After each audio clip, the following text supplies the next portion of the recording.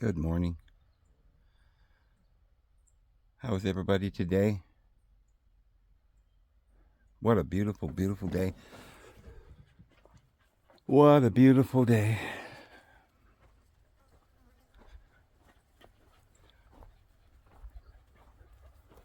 The sun is shining, and it rained good last night. I think it's going to rain again today. Oh, look at this. Look at this blue flower. Is that not the most beautiful purple blue you've ever seen? Look at all these yellow ones and white ones. And there comes, where was it? That's a sunflower seed coming on that little one. But look, there's the big one. And I think this is going to, they haven't bloomed yet. I think they're going to get over 10 feet tall. And they're going to bloom. We're going to get some sunflower seeds on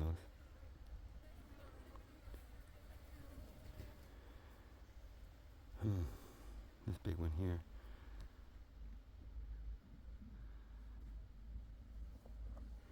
There's one coming on here. We got corn or something. I think it's corn. So, or maybe it's not. Maybe it's Milo. I'm not really sure what it is. I thought they were corn, but it looks like they might be Milo. I opened up a bag of, it said wildflowers, and I sprinkled them around, and look what's grown out of it. A lot of beautiful yellow flowers. And that blue flower is going to be a lot more of those coming on, I guess. You can see the buds coming out right there. Something. And then, I don't know that much about gardening, and I wanted to learn, but look what happens when you let your onions grow.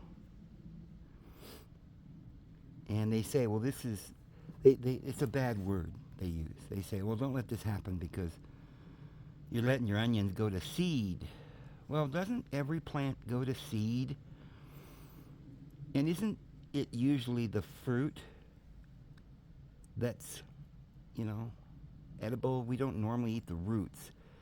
Now, in an onion, we can eat the roots, but I believe that's medicine. The onion root and the leaves are for the healing of the nations. They're not food as such, but sometimes they can be used as for pain or achieving heightened states of consciousness. Even plants that you wouldn't think are doing that. They're calming you.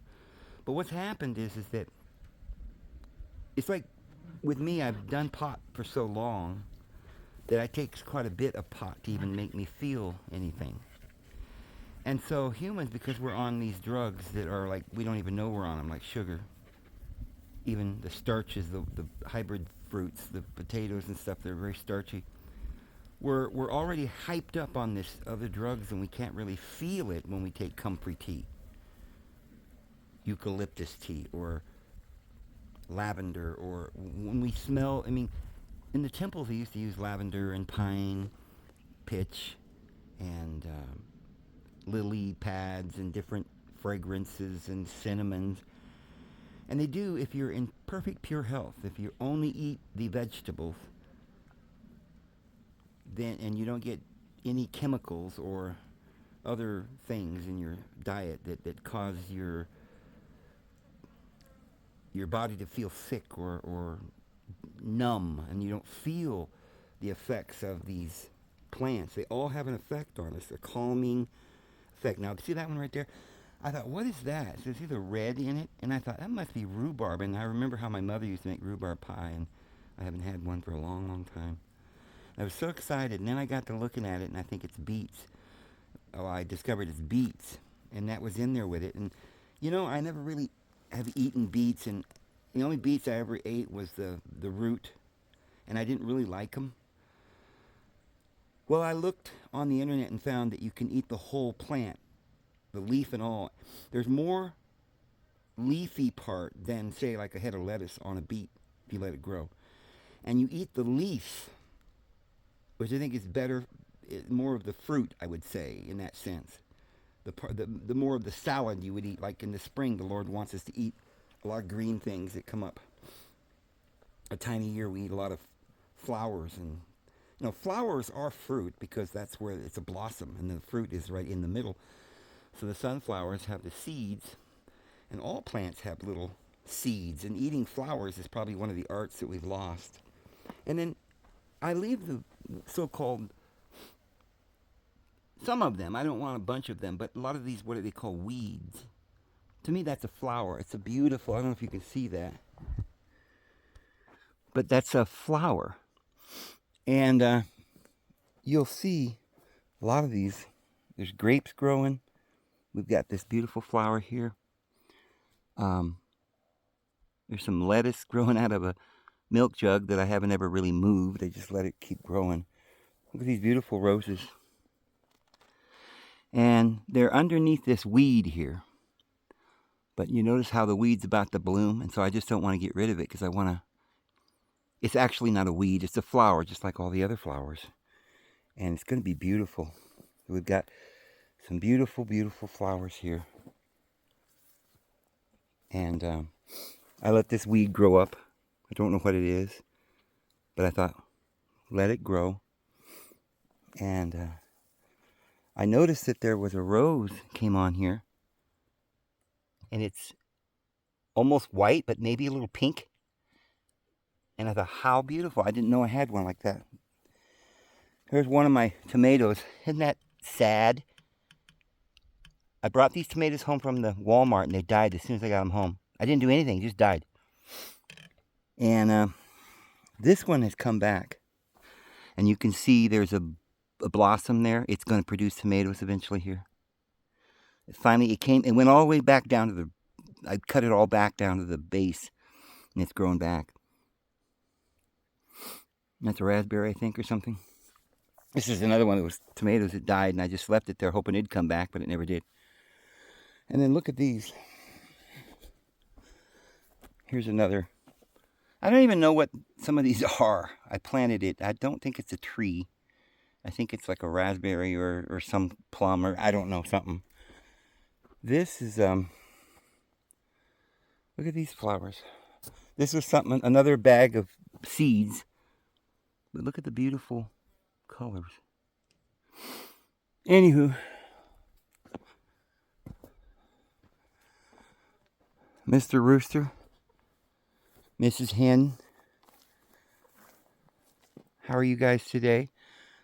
We don't have a lot of chickens left. The coyotes are coming in and knocking the chickens off one by one. So we're down to 6 chickens, and they haven't had any babies, and I don't know why. I'm not a good chicken raiser, I guess. But anyway. See the flowers? Look at, these are just supposedly weeds. But look at the colors.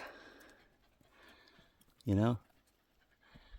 Look at that, how beautiful. All the grass comes up, and if you let it keep growing, there's flowers on the end. Oh, let me show you the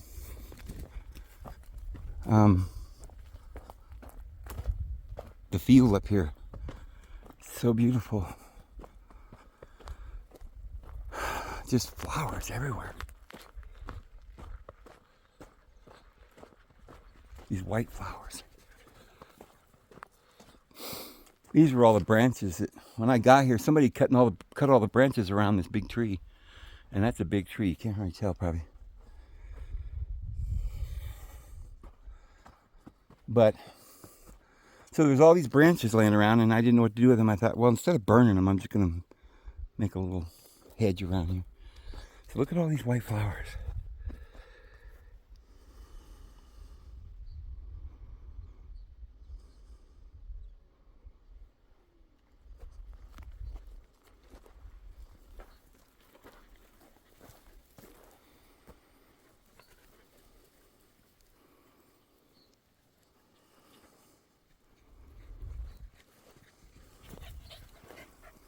Here's the outhouse.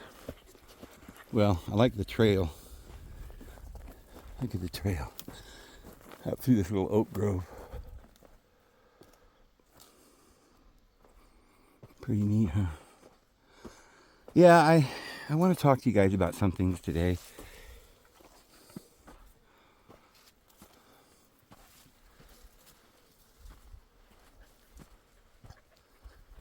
Some beautiful things that we want to talk about today. Stay tuned. I think it's going to be a very interesting discussion we're going to have today.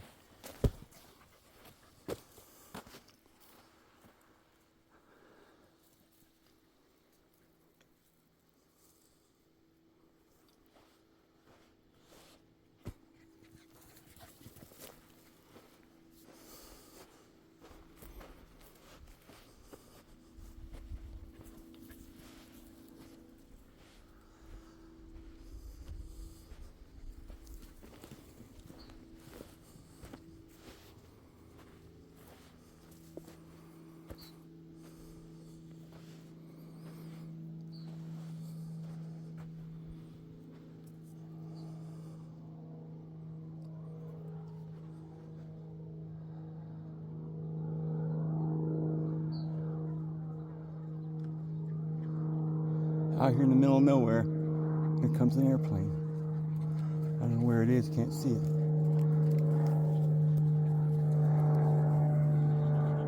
Somewhere up there.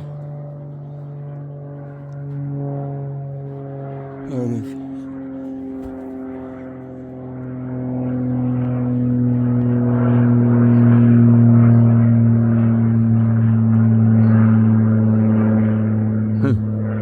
It's gone. Couldn't get a fix on it.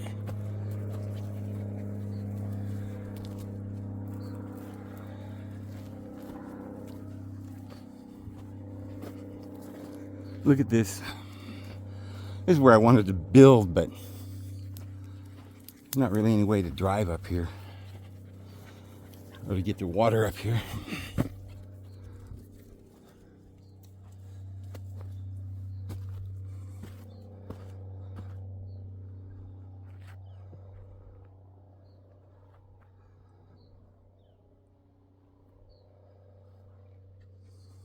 Yeah, guys. Yesterday, a friend sent me a video.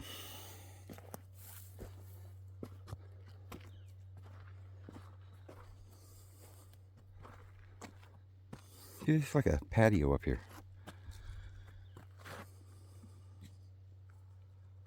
Neat. You can't see straight off from here.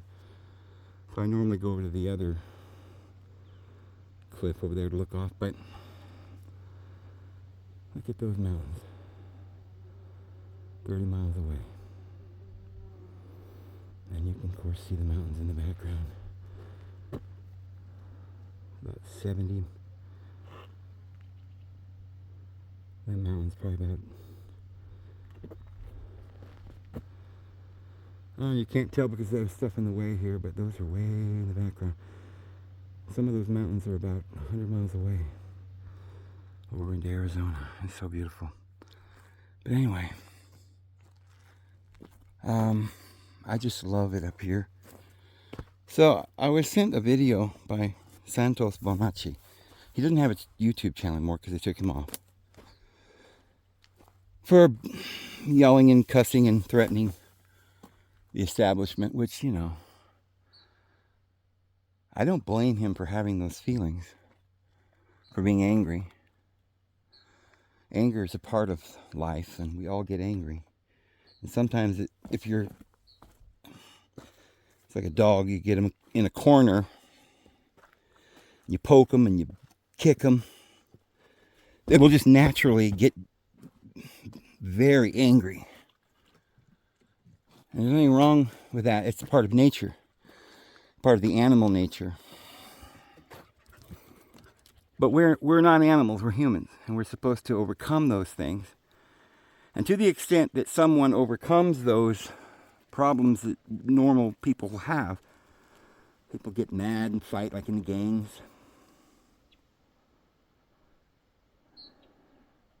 They get revenge. It's hate. It's what we call hate, vengeance. So Yahweh's the deity of vengeance, and that's what it means, hate.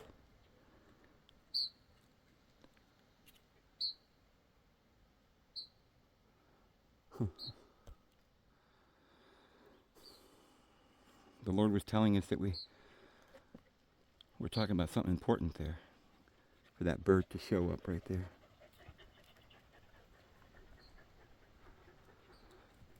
It's like the Holy Spirit was present.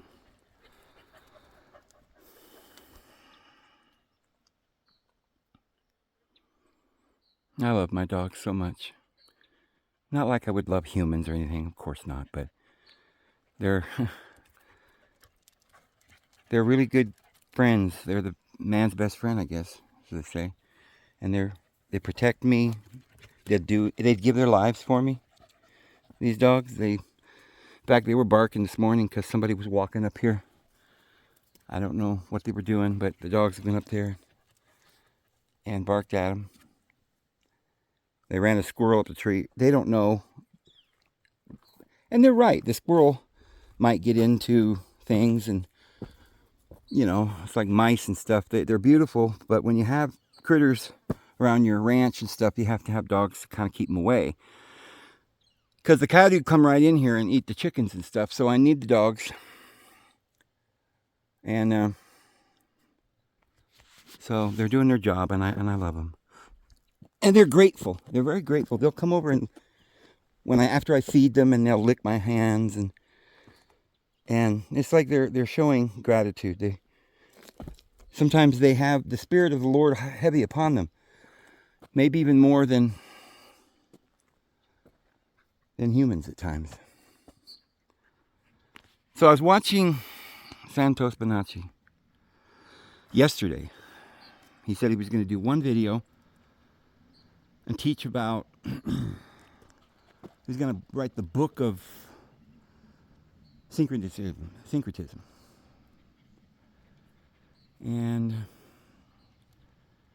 But he was going to do it privately on Patreon or whatever. I guess they want to make money. They don't want to give this information away free. Because so many people come on and say snide remarks to him. Oh, you look terrible. You look skinny. You're dying. And he's really angry about that. And so he'll slash out at people. I don't blame him, because I feel the way he does sometimes when people don't understand and say things. And so maybe that's one of his excuses to not give away this information for free. He feels like we're all pigs, and he's got pearls, and he doesn't want to give his pearls before us swine, because we don't understand and we're not worthy of this information. So if you are willing to pay for it, boy, that's a nice little seat there. That's neat. I like that. It's just it's got a little armchair, little arm thing, and a place to put your foot. I like it. So we'll sit here for a minute. But,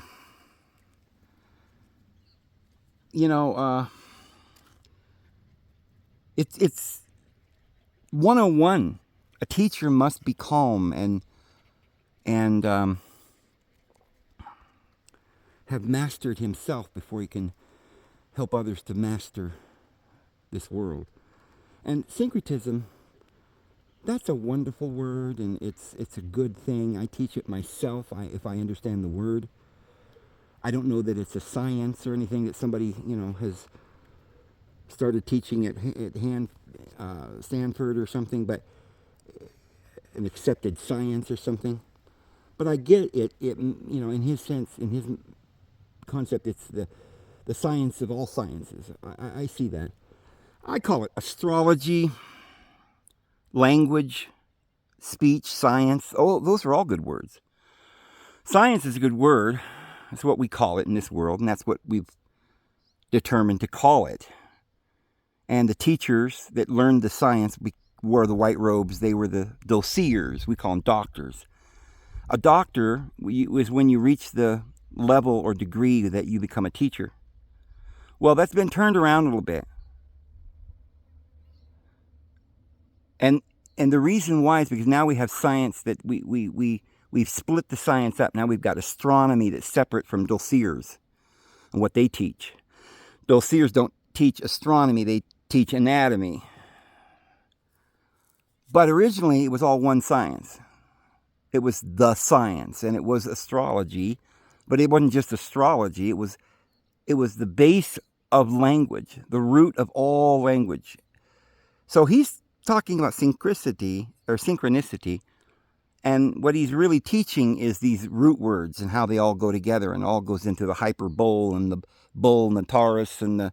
I've only watched him a few times, and yesterday when I was watching him, I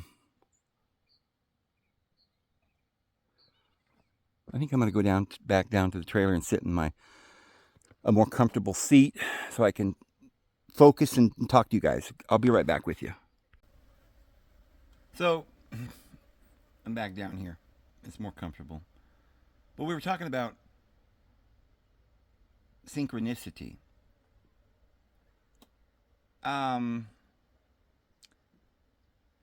It's kind of neat to call it that. And I've called it that too, probably because I've heard about that word. I think he kind of made that word famous. And it's true. There is a synchronicity, but that's not the science. The science isn't synchronicity. The science of all things is to know all things. To start knowing, one has to be able to think. Well, that is the product of being. We all think.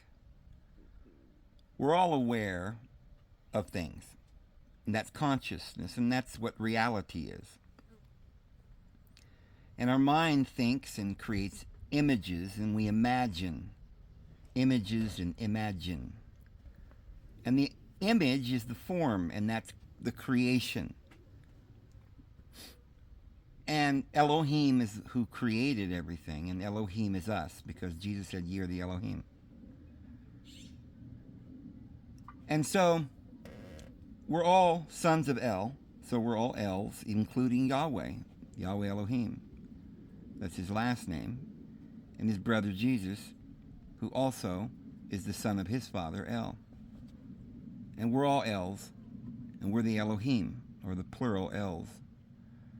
And we're the thinkers. Now that's not science, that's just what we are. That's reality. So the reality isn't the synchronicity of things. The reality isn't the image or the form. I mean, first you have to have the being, which is the reality. And the being thinks, and the logic is the sun, and the mother is the matter, and so it's energy into matter. So matter is real, it's material, but it doesn't have to stay that way. They can become one again, Adam and Eve. And so Adam and Eve were one, and that's when they were just called Adim, plural. And then when they were cut in half, the male side got to keep the word Adam. But that doesn't mean anything that like men are superior or anything, because Adam came from Adamah, which is the earth, and that was his mother. So just as the woman was made from the side of Adam, which just means she was half, she came from the other half. So the man is born of a woman. And so every man is from the woman. And so neither is the man without the woman or the woman without the man. We're all one in Christ. But that's the reality. That's the... And we're getting into science because we're taking the reality and dissecting it. The first dissection is male and female, or negative and positive, spirit and matter. And so now we're talking about science because we're trying to understand ourselves. Know thyself, O man. But in order for us to understand what we, excuse me, what we think and what we imagine, the images around us, we have to be aware that we're the ones making the images, that we're the ones who is in control. We need to have dominion over the earth. And so we're the little sons of the divine. We're the little elves that go out and, we leave our mother and father and we stick into our wife. We become one. We become a new El, another family. And we go out and make another world. We imagine a whole nother bunch of images. But all of our images came from what we were taught and what we learned from our mother and father. So what we're doing is we're just copying. And all the cells copy. They're all copies of each other. And so we think of the first cell as a circle because that's science. That's how we conceive of it. We conceive of it because it's the infinite, it's the all, and the all is symbolized by a circle.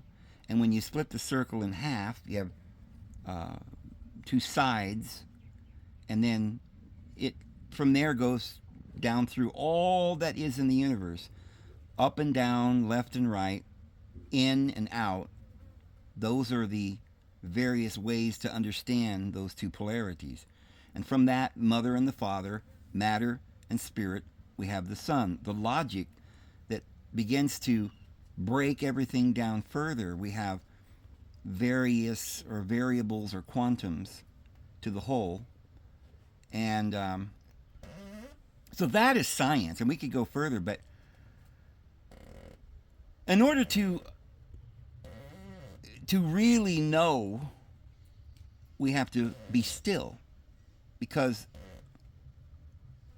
gnosis is to know yourself, is to be aware. And so therefore, that's why the one became two, and they can look at each other and know each other. And if you notice in the Bible, when anyone has sex, it's they knew each other. Because that's all sex is. When the left side knows the right side, then he's learning something about himself, because it's really one whole. If he remains one, he does not have consciousness. He doesn't have awareness. The woman is the awareness. And so it was the woman who partook of the knowledge of good and evil, the duality, because she's the conscious mind. The man is the represents the spiritual,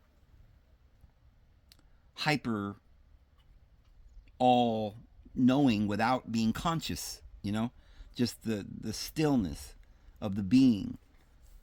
So that's what you would say would be the spirit or the mind, and then the woman represents the part that is conscious and aware and is partaking of the duality, and she will share through the conscious mind, through the woman. She shares it with her husband, and he also partook. And so then, so that way, one sees the other, learns from that one what they are, and they take that information back, and they can postulate and through language, through the word, and through logic, through the sun, all things are made. And all things always were, but now we're understanding. Now we're using logic and reason, and we're becoming more aware and more conscious. And that's the joy, the male and the female. That's the orgasm. That's matter and spirit, inseparably joined, is joy. That is the meaning of life, is joy. So if a man and a woman hold hands and go on a picnic, that's it. That's all there is, friends. If you're really at one with your wife, that is the atonement. You become one again. You're covered. You're no longer ashamed. You're no longer separate. Unknowing. Ashamed. Guilty. No longer afraid. As soon as you find your soulmate, you're no longer afraid.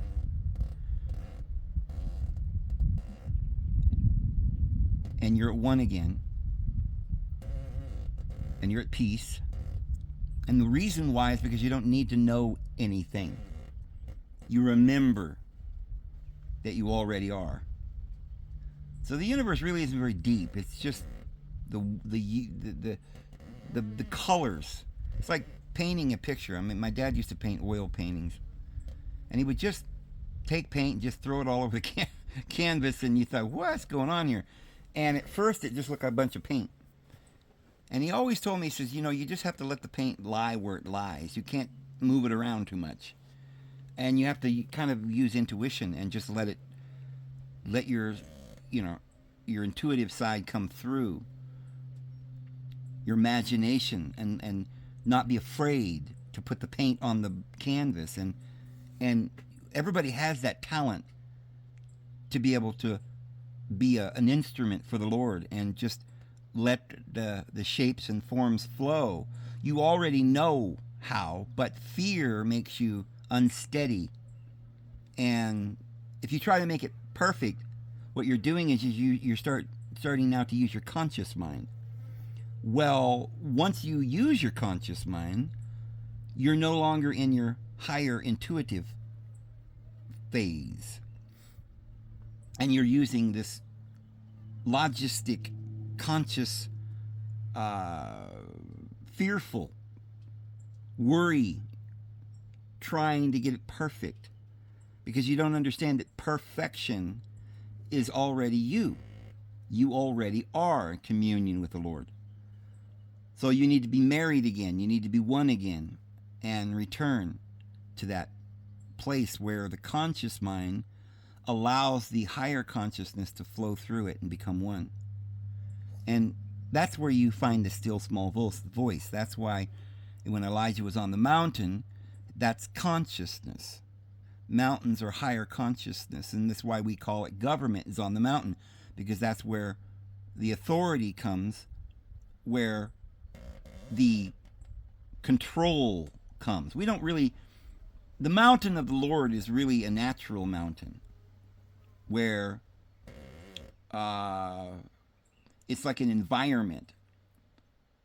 And in this environment, there are trees, and there are flowers, and there are animals, and they all live on the mountain. And so the mountain is more or less the stability, the platform, the environment for everything. For, the stable platform for then the tree, this big tree to grow. And the tree is the knowledge of good and evil. In other words, in order to have the understanding to make the paradise with all the varieties and all the animals, remember the animals are, in their fallen state, they're carnivores. We have to tame them. We have to have dominion over the fish of the sea and the animals and the birds.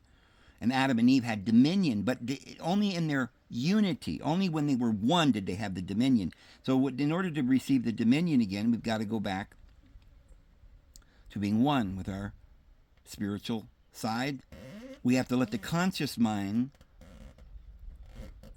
be guided. There's nothing wrong with it. We need the conscious mind. We need the material. We need all the beautiful things around us. And the animals will, like a dog will herd your sheep. That's its nature. You don't have to teach it to do that. I don't teach my dogs anything. They are what they are. That's their nature. I use or commune with them. And we work in harmony together. They like herding the sheep or watching over the chickens or guarding the house. And that's their job, and I don't have to teach them.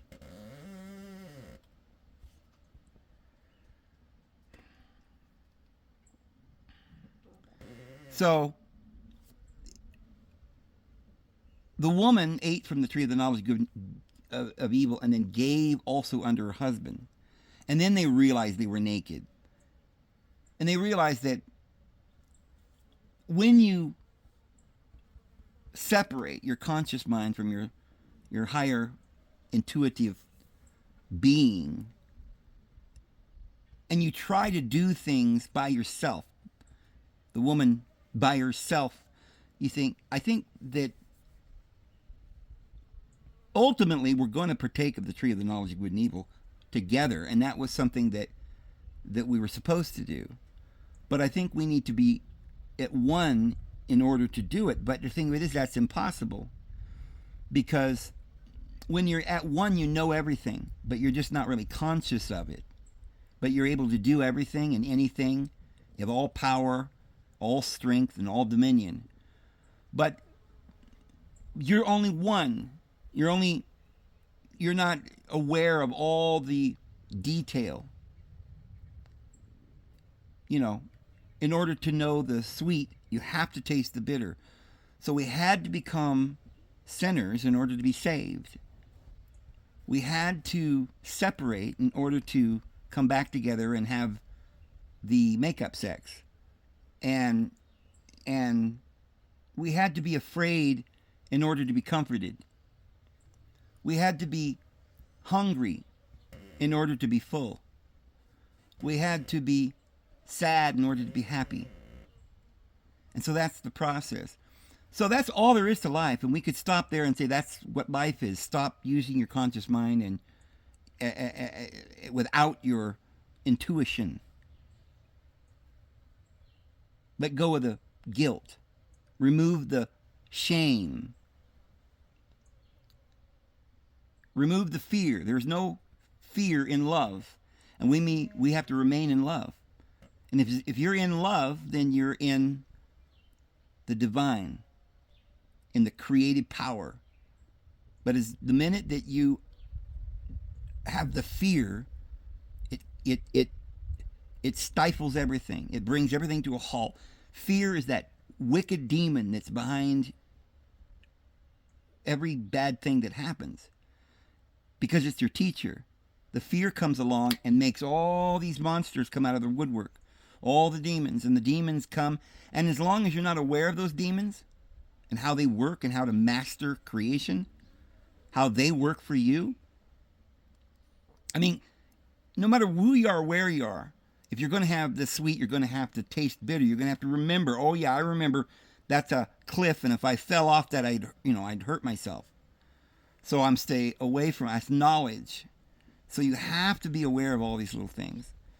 They're your teacher. The testers, the accusers aren't. If you're not aware of who you are and who the demons are, because you got to call them out by name. What is thy name? And they may be legion. But when you can identify these demons without fear and command them and trample upon the scorpions and the serpents and tame the lion, right? Wrestle Yahweh during the darkness of the night until dawn, and you see Ra El coming over the mountain, and now you're unified again, and you have the reunion, and the reunion is what it's all about. So what is science? I mean, why are dossiers the teachers? Because it goes back to a time when true science wasn't so complicated. It was you've heard of the witch doctor? Why are they doctors? Because a witch just means a wise person. A wizard is a wise man. A witch is a wise woman. And what were they wise about? Did they know syncretism? Did they understand how far it was to the stars? Probably not, because those stars aren't as far as they say. They don't know. The science we have today is really a bunch of lies. Men beating their breasts saying they know stuff, but again, they've not used their intuition. They've divorced science from the reality.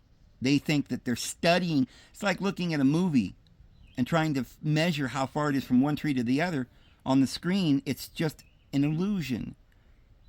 You're dissecting illusions, and you're not learning anything. There is no they're delving into mathematics, and much of it is assumptions, because they're using your conscious critical thinking without the intuition, where they just know what love is. I mean, we're trying to find out what love is, what happiness is. That's all you're trying to figure out. And this machine we call the material society is not giving us happiness at all. It's giving us a lot of fear, because we no longer believe in the Lord. The scientists don't, and so they don't know that they're trying to understand energy, and they don't understand that energy is a conscious being that manifests the world around it. So it's like trying to understand medicine by dissecting a flower into little pieces and saying, oh, this is what we're going to call big piece, this is what we're going to call little piece, this is what we're going to call yellow piece, this is what we're going to call a dead piece, and this is what we're going to call a bright, happy piece. Just arbitrary words and names. And it reminds me of what Santos is doing. Nothing he's saying is really false. And sometimes it surprises people to cut up a flower and say, oh, look at that, it's a big piece. Oh, there's a little piece. Oh, look at that piece, it flew away. Now we understand flowers. Like, that's yellow. Well, what is yellow? Oh, we got to dissect it some more, find out what yellow is. See, we don't need to dissect it into all these little things. We don't need to know, every little reason how the English and Japanese, and he's very proud of the fact he speaks Japanese, and I don't know how well he would, he actually speaks these languages, but he says he speaks Greek and Hebrew and stuff. Well, this is the problem I'm seeing. And he says he's itching. He says he's taking Valium, and that he was still on Valium. And the video, I saw both of them. He put another one out today, and I started watching about 10 minutes of that one. And he looked a little bit better today, but he said today he was still on the Valium, and he couldn't even sleep without taking it. The problem is if you're itching like that, Santos, it's probably, we don't know. I mean, I don't know. I'm not going to diagnose you, and that's not my expertise, but I know that if you have some sensitivity like that, it is some kind of, I doubt whether it's your liver failing or something, but your skin, you're having some kind of allergic reaction, or it could even be psychosis, but I don't think it is. But I will tell you what I believe it is, Santos, and I know if this gets back to you, I think you'll be angry with me for saying this. And I'm sorry for that, Santos. I do love you. And I do see your wisdom that's coming out. But I think your wisdom and your intuition is being blocked by this demon that's in you. And I mean that. We all have, demons are these negative things that we have. And I can see your bitterness and your anger is real. And you're really, really angry. And then I notice it comes out in how you brag a lot about things. And also notice that you talk a lot about reading books, and I don't think it's important to read books, because none of the people in the past that have read, or, you could read Darwin, and what would you learn? Lies. You could read all the, Freud you want, and what are you going to get? Probably upside down and backwards lies. They're probably lies to start with, and they turn those upside down. I've never read anything about Freud or Darwin. I've never read anything about communism. I never read Mein Kampf. Don't care about it. I read, like I said, when I was younger, when I was searching, I read a few books because I didn't know where to find truth. And so I went to some teachers, and they got me onto the path. And from there, I didn't read anymore. Now I just pray and use my intuition. And I find I learn a lot more that way. But what you got to do, first of all, is get rid of this demon, which is this pride. You won't like me saying this, and some are going to say that I'm being hateful, and I'm accusing him of something, and I've done this with several people. But I do this mostly with people that I love, because I'm not the one embarrassing you. I don't want to embarrass you. I've offered to talk to you privately, but you've never wanted to do that. But I know that you're a teacher in other people's minds, and they are listening to you. And I know some of them listen to me too sometimes. And I'm not saying this because I'm trying to be, look, I don't know everything either. And I have my demons that I've been working on. And I think I've made a lot of progress, but I still have, my human frailties. I'm not trying to say that I'm better than him. But I have noticed something that I think might help you, because I know you're suffering, Santos. You're suffering, and I think it really is, it's kind of, I know it sounds amazing, but all of our physical problems usually start with something spiritual. I remember when I was younger, I had the weight of the world on me. I felt like I had lost everything, my family, my religion. The odd thing is that I lost my mother and father, basically. I mean, I never lost my mother. My mother was my rock. Without her, I wouldn't have made it. But there were years at the beginning when I think Mom was going through a lot.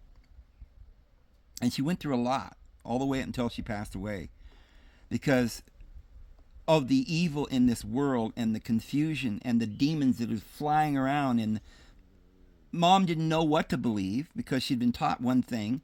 They threw out on her ear. They hurt her. She knew intuitively. My mother was very intuitive. She knew that was wrong. She didn't need to study to find out if it was the witnesses were the truth. She knew immediately that wasn't love, and she left that. But she didn't know where to find. I think she had found peace. But the problem was she had children, and they were in the world, and they had to learn all these things. And it's difficult then to really get your diploma in this world and finally come to peace and let the Lord take the reins. But I do believe my mother did quite well.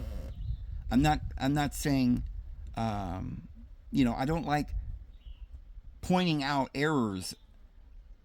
I don't know of any errors that my mother ever really actually made. My mother was a saint. But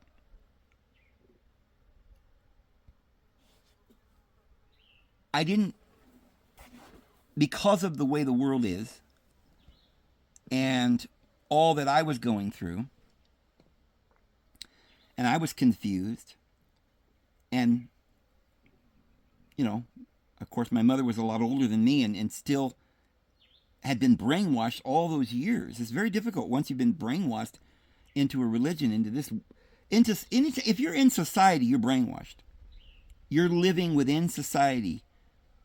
You're living in Babylon, and you're confused. And there is bitterness, and they don't teach people how to be calm, how to love. The world never learns any of this.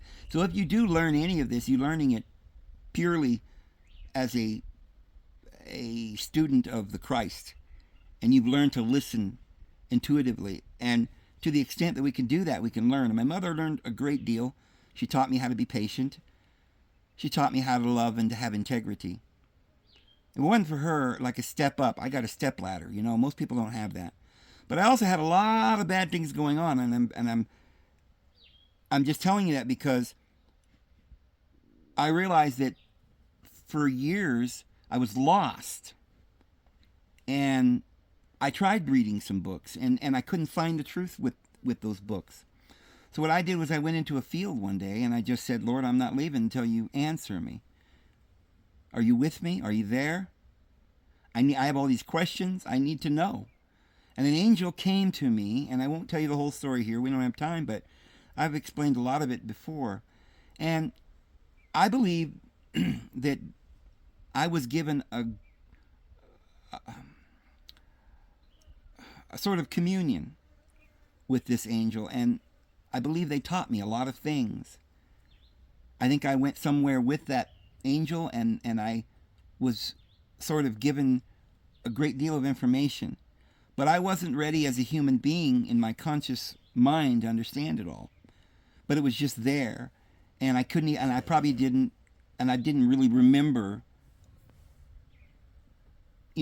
where I went when I saw the angel. I don't know if there was some time missing, but I came back immediately and had this just inner knowledge, this telepathic way to just communicate. And so whenever I need to know something now, or whenever I ask, and this is true of everybody, whatever you ask, you shall receive. You just have to be willing to, or find that sweet spot, that place where you can just believe and just listen rather than just always pray. I know a lot of people pray a lot, but they don't listen very much. They don't believe they're getting any answers. All they're doing is talking. And they wind themselves up, and they're full of fear. And, oh, Lord, and Lord, this, and oh, please, Lord, and grant me this. And really, they never find the Lord, because the Lord is in the peace. So, as a young man, I lost my family, and I was desperate to find the truth. And I think I was misunderstood.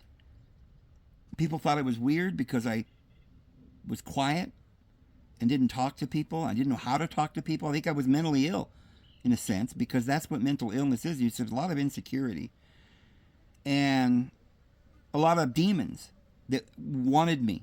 They wanted to sift me like wheat.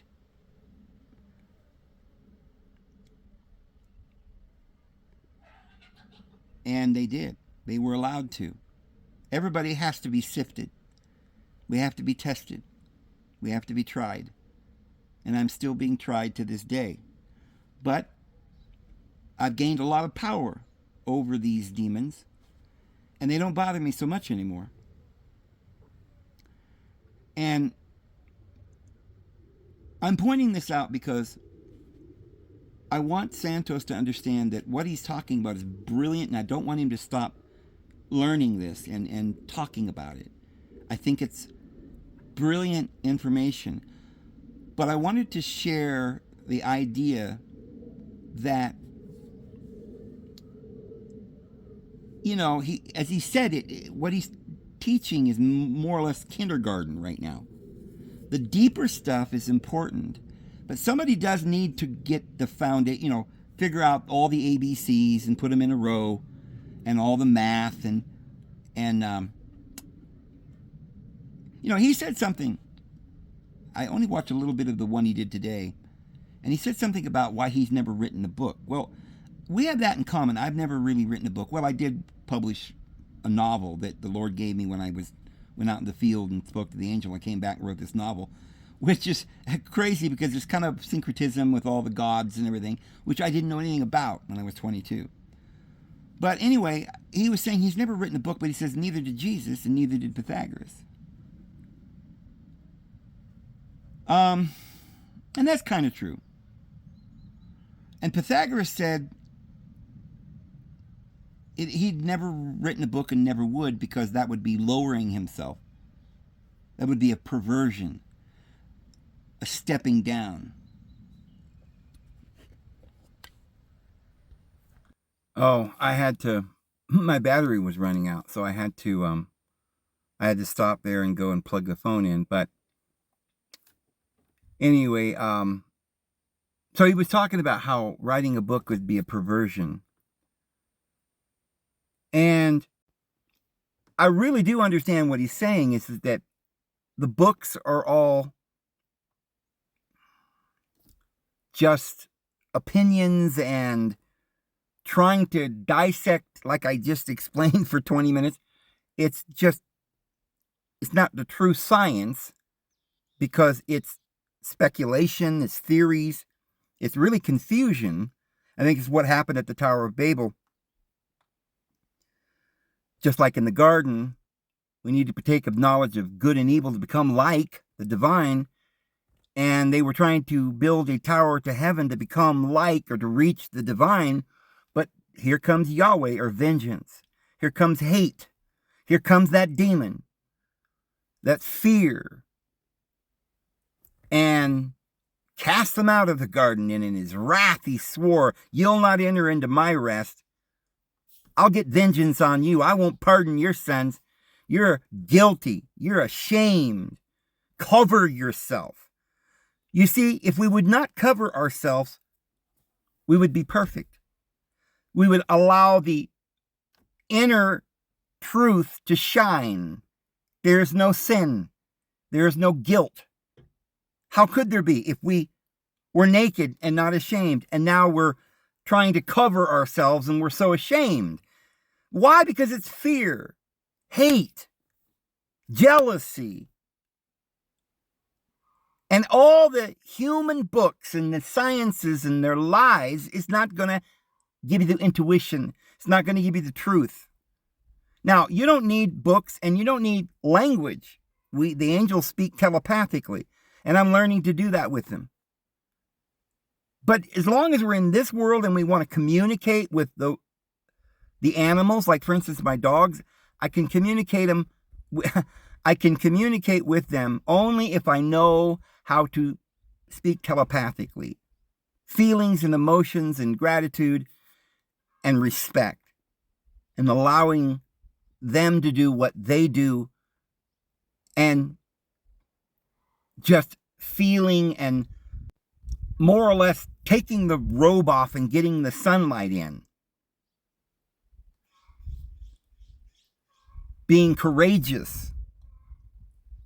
Having no fear, which is knowing. As soon as you let go of the fear, you already know. You don't need to explain what you already know. So the science of this world is just trying to explain something that cannot be explained with the images. The images are to be seen and appreciated and glorified within us. Giving thanksgiving. Just praising the Lord. Then you're at peace. Then you're at one-ment. Then you know everything. You're divine. But as soon as you say, I'm going to understand you. What are you, Lord? Are you there? Where are you? Who am I? Now you're stepping into fear, assuming I don't know. Assuming those feelings in that life I had a minute ago, when I was free, when I had all things, when I didn't need or lust for knowledge or lust for power over it. I knew it in a way, but it was not the lust or the knowing of dominion in a sense that is vengeful and hateful, a demanding of that all that is around me to give up all of its secrets by force, by beating it, by the law, by vengeance, which is, again, fear. And then the dog won't do anything for you. If you start yelling at the dog, he's not going to herd the sheep. Everything clams up. You ever seen a clam clamming up? You can't get it open? You got to use love. You could pry it open. But you know that might be violence that little clam feels. And it may be that's part of the reason why we're in this mess. When we kill an animal, they're afraid. And we're feeding off of fear. And it's vengeance and it's hate. Assuming that I can't get nutrition and that I'm not complete and whole within myself. And that just the sunlight and the energy from the plants and the fruit, which a fruit is not a plant. It's food. That's what it is. There's a seed inside the fruit. The seed will grow into another plant, but it needs food. So that's what the Lord made when he made the fruit. It's like, it's not the being, it's not the entity. It's not, like the chicken lays an egg, and that's not another chicken. That's food for the embryo that the rooster puts in there, the seed, and then the seed grows. And as it's growing, it feeds off the yolk. That's nutrition. That's why eggs are so healthy, because like milk, they're made to be a complete diet. Aside from maybe fiber and stuff. When you get older, you got to go from the milk to the food, the heavier food, the fiber. But I was thinking about this and remembering how Santos talks about all the books he's read, and he encourages you to read these books. I have a better idea. Go into nature, get on a tall cliff or a mountain, or go to the beach, or even the jungle, wherever you want to go. Get up into a big tree where you can see over the jungle or something on a cliff, where you can view the world around you, see the power and the energy and the clouds and at the same time the gentleness, and watch the birds fly around and watch what they do and pay attention. Start focusing on nature and the love and the goodness around you, and then you'll know everything. That's all you need to know. Not why we're here, but we are here. How? No, it is. Why?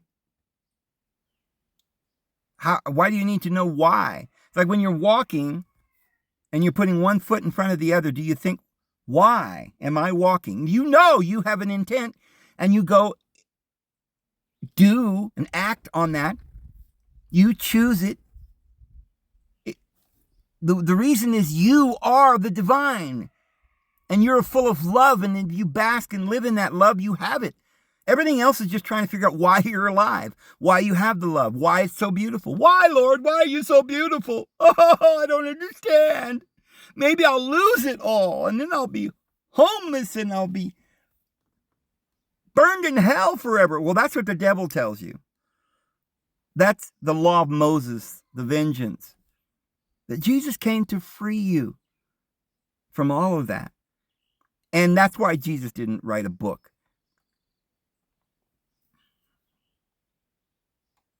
And so any book you read is going to be dumbed down. It's just going to be a veil. And even the Bible is a veil. But when you're under the veil already, which is what Moses did when he wrote down the law, which is the basis for all government. And he didn't just write the law, he wrote the story of Garden of Eden, which is the whole, I'm sure that Moses wrote a lot more that we don't have, but it's the whole story. It's this whole parody or science. Astrology is combined with the language, all the letters that Moses wrote, the codes, the science, is all the numerology, the answers, the why. It's deep within, but it's the truth and the love that is just being reflected in all these codes and words. And if you don't understand the love part, you're just dissecting all the codes, the literal, you're never going to get anywhere. And if you can't get it all from Moses, then how do you expect to get it from Spinoza or Darwin or Freud or any of these clowns that wrote a book? And honestly, some of the stuff that's coming out of Santos's mouth, and I know he's read all these books and he's encouraging us to read these books, but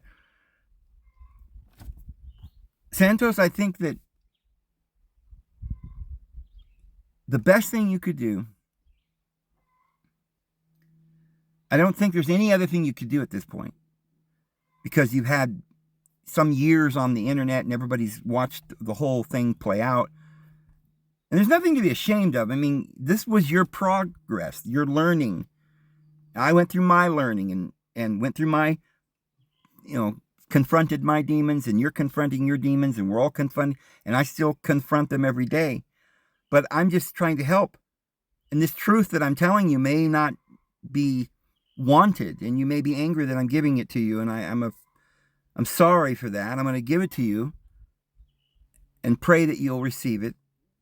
And I humbly offer this information to you. Know and I want to make sure you understand that I am in the same boat. We're all in the same boat. And just because I'm telling you this, it's not because I'm better than you, or even, I don't even think I'm as great as you are. I mean, from a purely physical standpoint, you're better looking, you're smarter, you're brilliant, you know more languages, you're you probably have read way more books than I have. And you have all these facts down. But I'm just telling you that the Lord, I don't know why.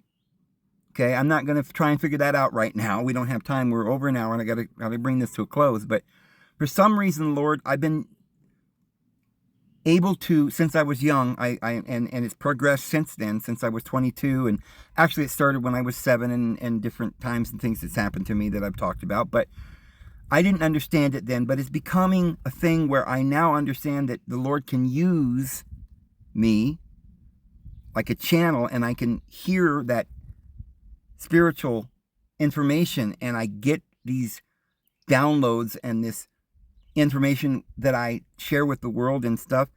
But that's just, it doesn't mean that I know anything or that I figured it out. It's just somehow I've learned to just be calm and let it flow through me.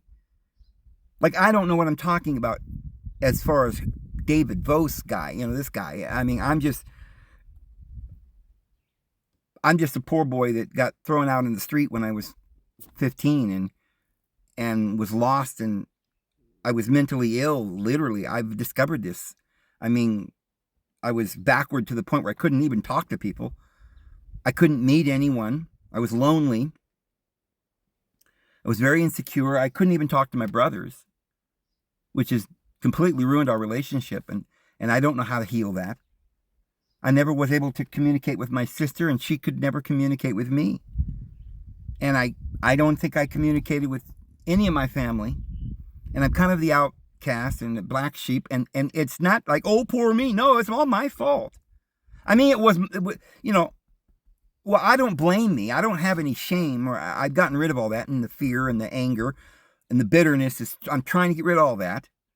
But I'm just saying that we were all insecure, all of the whole the whole world. We were all running around. We didn't know how to talk to each other. And we didn't realize we had all these demons. And we didn't realize we were beating our head up against the wall. We didn't realize that books were ridiculous. We were under the delusion. We got the strong delusion because we didn't focus on the Christ, the grace. So we got the strong delusion, the law, all the history and the dossiers, and dissecting all the plants and trying to understand plants that way. And then we lost the essence of the actual truth. And so I'm just saying that I feel compelled. I love you, and I want you to get well. And and I want everyone to find this place where we're all well together. I think the only way we're going to be able to do it, Santos, is come out here together. All of us. We need to join one unto another and have all things common, because I think we're about to enter into the Great Tribulation. And I invite you, Santos, to come out here. I don't know where you're at now. I don't know if you're back in Australia or back in Mexico still, but, let's do this. Let's just do it, instead of write books and try to dissect it and figure out this word and the root of that word and the other thing. And look, I've talked about all these root words and stuff. I think it does kind of help people to see, oh, look at what's deep within these words. But again, we're still dissecting it with human terms. Like you said, a book isn't going to give us the answer. And you know that, Santos. And all these physical things and problems you're having, I'm having some physical problems too. I mean, my right hand is really, when I close it, it wants to lock up. Like, my tendons don't heal very well. I'm getting older and get like tendonitis all the time, and my arms really ache, and I've wondered, well, was it my diet? I started taking some magnesium, thinking maybe just to try, see if I needed magnesium, and took a little salt on my tongue and some water. I think I might need more potassium. I've been eating lots of vegetables, and that's all I eat now is just vegetables from my garden, and I'm hoping that is the way to do it. Not to figure out some, sorcery, some chemical, but to just go back to nature. Now, look, I preached that for years, but I haven't done it. Yeah, I was a vegetarian for 15 years, but that didn't mean I was out in the woods and I had a garden and I was eating food that was, healthy. Going to the market and grabbing a potato and an onion and a tomato, and they're all hybrid, and you're not really, just because you're not eating cakes and cookies and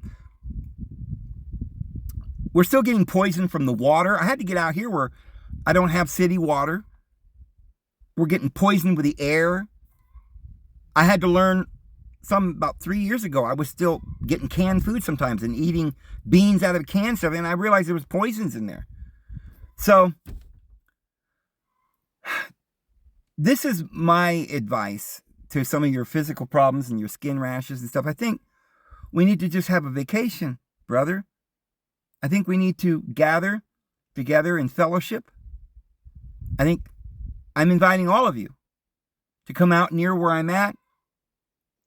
Having all things common doesn't mean we're all going to live in the same house.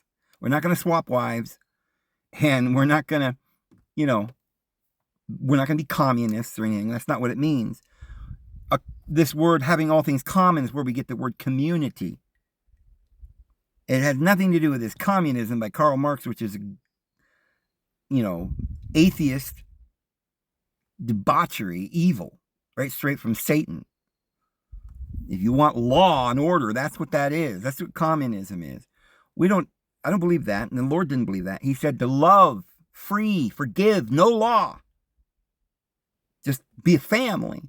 Respect your elders. That's what an elder is. He's not a office holder. He doesn't wear white robes, and he doesn't do a little ceremony and get you to heaven, by his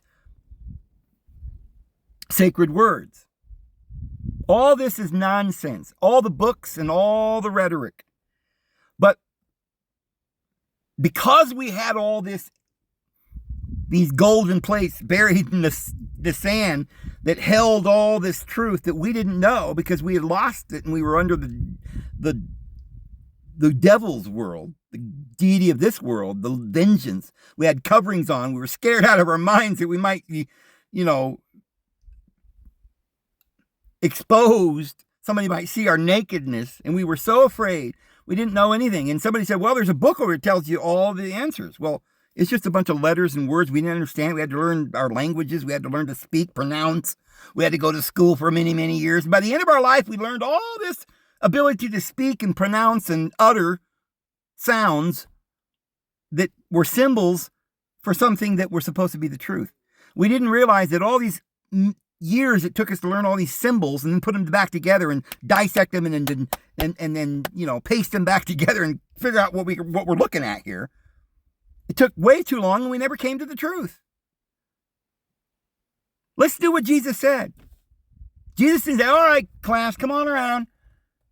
Come around the mountain. I'm up here on the Mount of Olives. I'm going to teach you.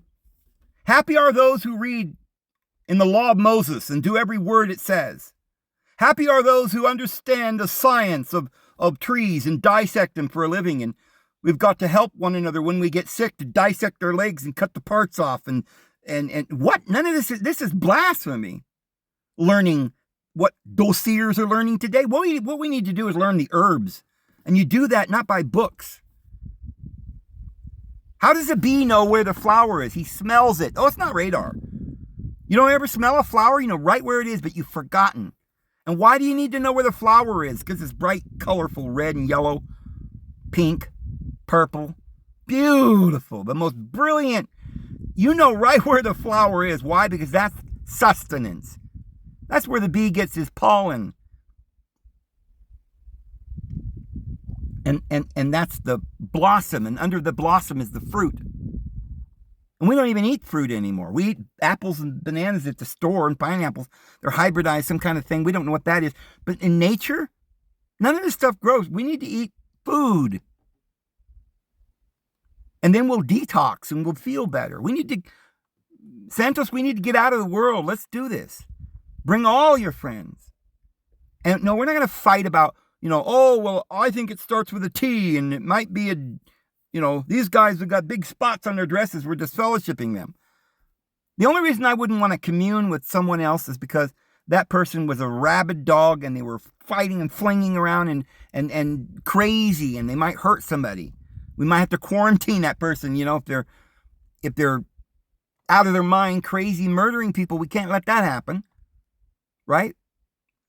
Trying to rape our wives or something. We're going to have to, as a community, we have to say, okay, hand this man, over to Satan for the destruction of the flesh. In other words, he can't handle the peace. He's tore up with vengeance and anger, and he's crazy. So we're not going to let him share in our sacred meal, our sacred love dance, because he's disturbing the peace. So what we do is we pray with him, try to help him, love him, hold him. Hopefully he can forget all these problems and he can rest and begin to heal. But there might be people, I don't know, I haven't tried it yet.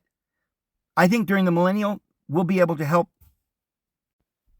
I think during the millennial reign, we'll be able to meet people that might be mentally ill and shaking and confused and shy, or whatever the word, and some of them are angry and bitter, and we may be able to we have enough people with love, that love will just exude from our bodies. I don't think we'll have a problem.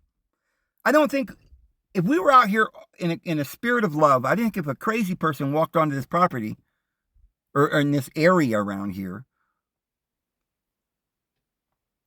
and fellowshiped with us for a minute, I think he would forget all the pain. I think he'd be healed. I think we'd lay hands upon him and he'd be healed. I don't think we're going to have any problems like that. And I think in the past I've been wrong. I want to try with love. I need to be more loving.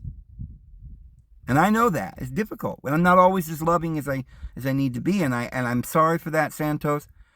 And this is why I say these things, because it will be hard for you to listen to some guy that you don't know probably. And we have some things that are in common. We're both Jehovah's Witnesses, grew up that way.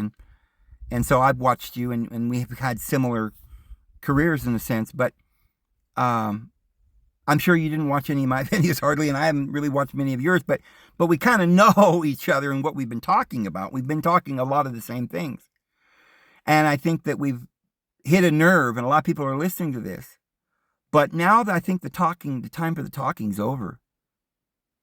I think the tribulation's about to begin. I'm hearing that the banks have just been hit now, and they're not. I don't know what's going on yet.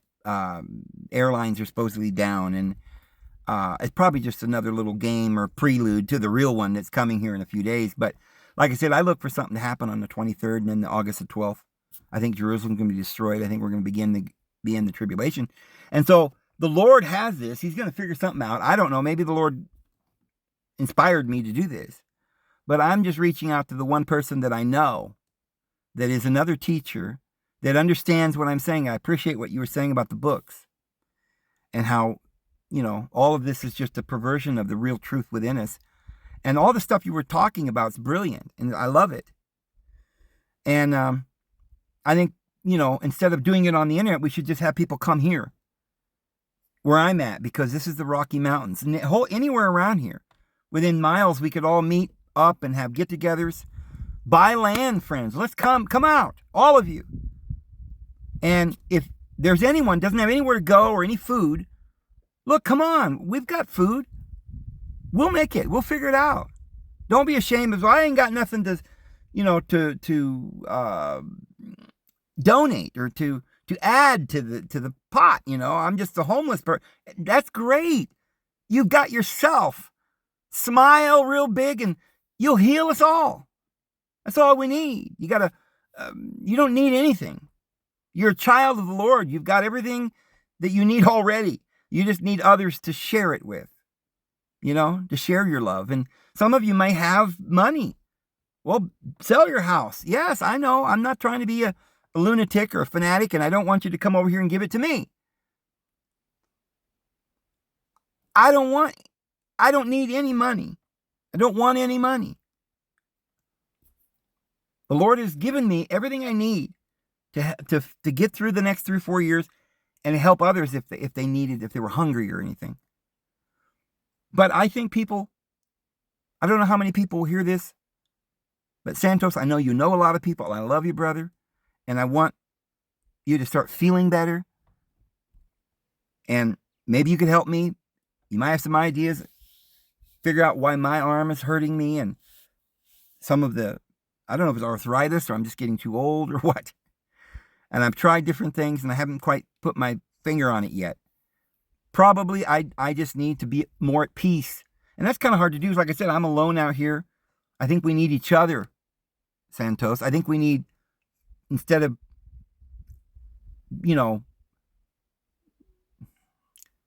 telling, like you say, giving your pearls before swine. Well, maybe that's true in a sense, because we're not really getting the message out where it can be understood right. I mean, it's just words on a page. It's just a video. And it helps. I think it helps people to have somebody else to talk to, or, maybe it gives their mind something to think about.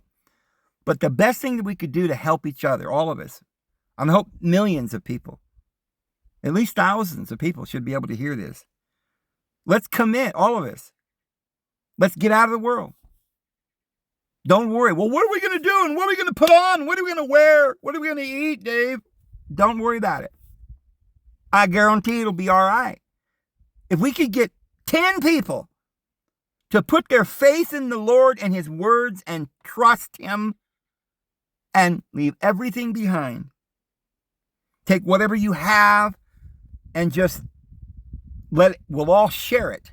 Now, I don't mean that we're going to share our homes or our beds or our personal items or our wives. That is not what we're talking about.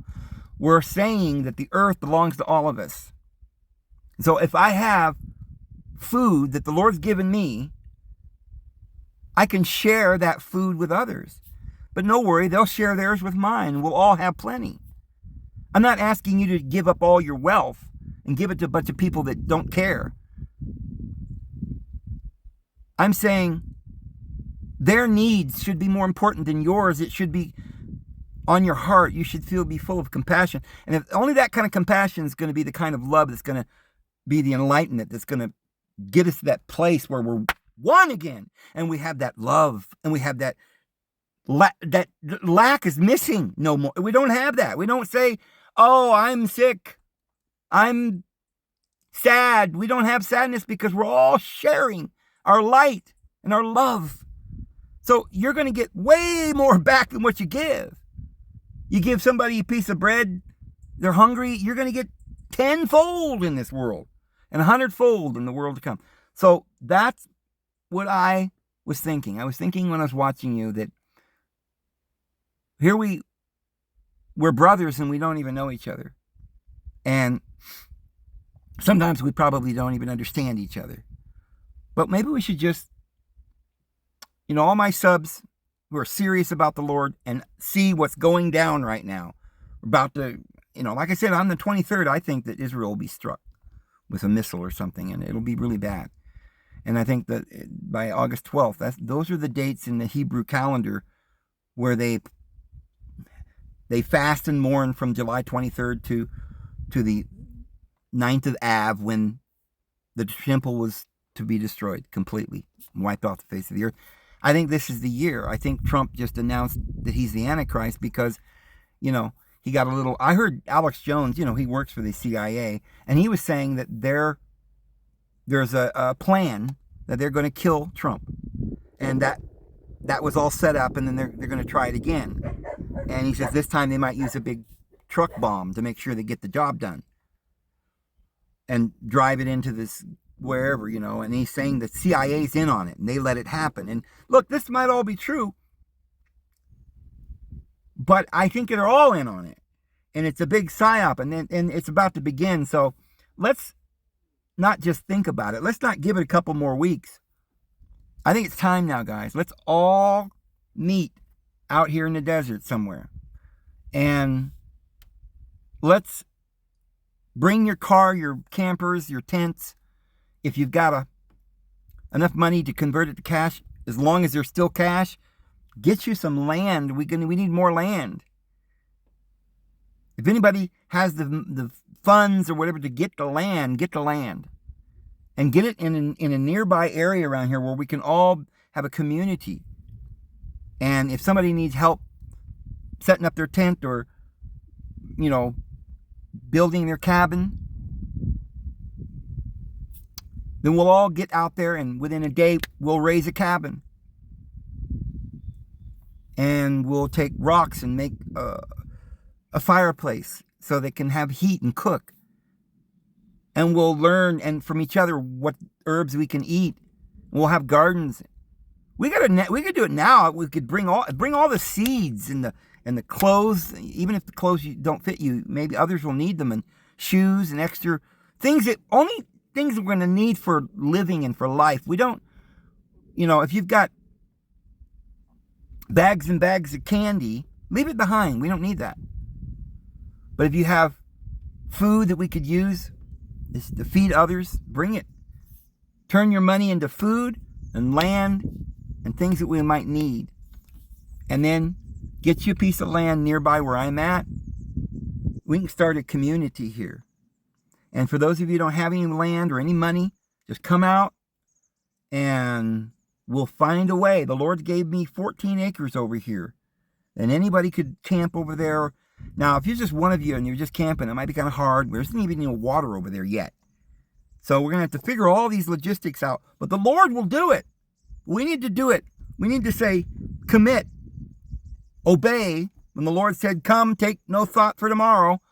Don't worry about how many, 2 pairs of sandals and 2 coats and a bag or a purse with money and what do we wear? What do we put on? What do we eat? Don't do that. That's what the nations are doing. Pursuing the world as though it's a fearful thing that something might happen and we can't live and, what do we do, Lord?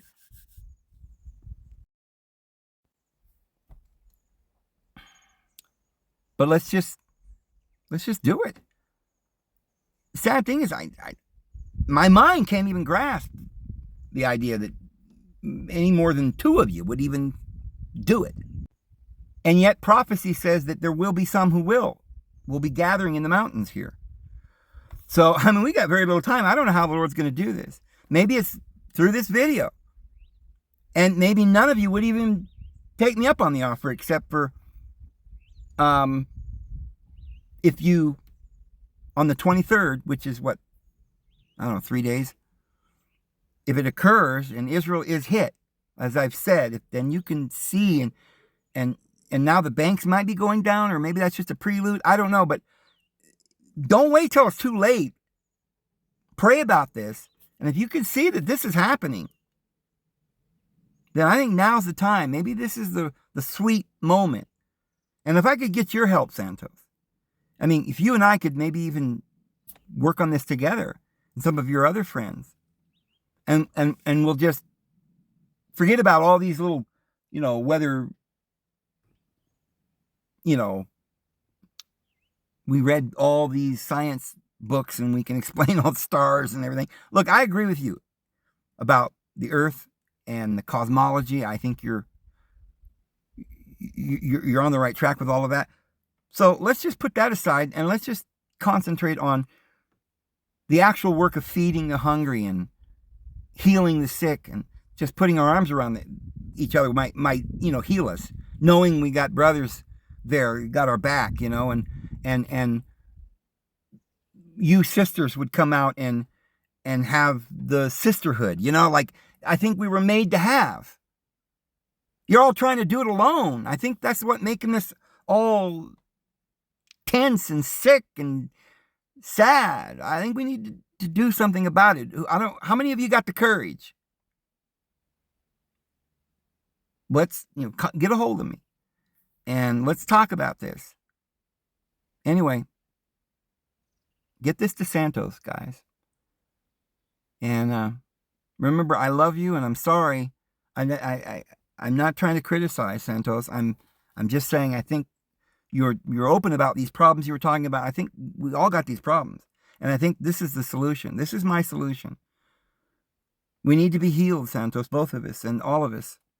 So let's do this together. I love you, and I love you all, and I'm going to go ahead and go. Hope you have a wonderful evening. The Lord will bless us all. See you tomorrow.